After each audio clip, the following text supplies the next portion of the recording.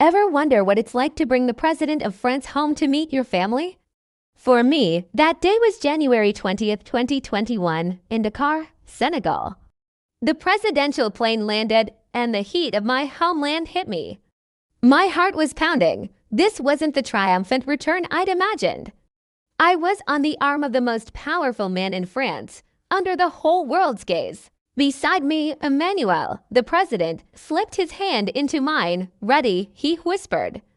I squeezed his hand back. Never been more ready. The door opened to the sound of national anthems, and there they were. My mother, Maeda, and my brother, Baba. My mom was wearing her finest boo-boo, tears already shining on her cheeks. Walking down that gangway was completely surreal. Flashes everywhere, microphones, officials bowing. Emmanuel greeted everyone with his diplomatic smile, but then he stopped right in front of my mother. "Maeda, I presume," he said in French.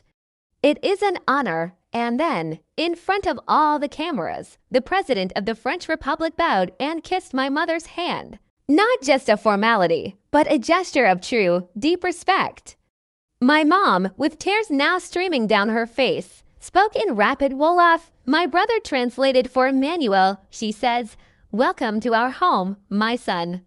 Take care of my daughter." Emmanuel's formal mask melted away into a warm, genuine smile. "I promise you I will," he said. That moment, that photo, went viral. The French president, humble before a Senegalese mother. The next few days were a blur of official duties and speeches.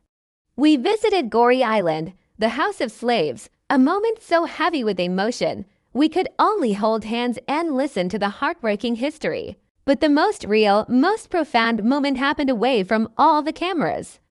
On our last night, Emmanuel insisted we have dinner at my family's home. A big table was set up in the courtyard under the mango tree.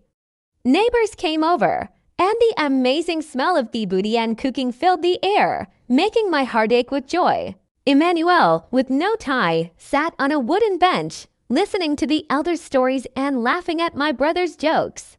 He wasn't the president anymore. He was just a man trying to win over the family. Then my mother stood up, holding her glass. "Today," she said in Wolof, "our daughter has returned with a full heart. She brings us a good man. His title doesn't matter. In this courtyard, he is one of us." She raised her glass to family, to love, and to peace between peoples. As our glasses clinked and traditional music started to play, Emmanuel pulled me close. "See," he whispered, "no walls, just bridges." In that moment, I realized I had never really left Senegal. I had just carried it with me to Paris, and now I had brought it back to share with the man I loved. The next day, as we boarded the plane back to France, I looked back at my mother. She was waving, her smile radiant. I wasn't an exile anymore. I was a bridge. I had to countries, to families, and a love strong enough to connect them all. Thanks for watching.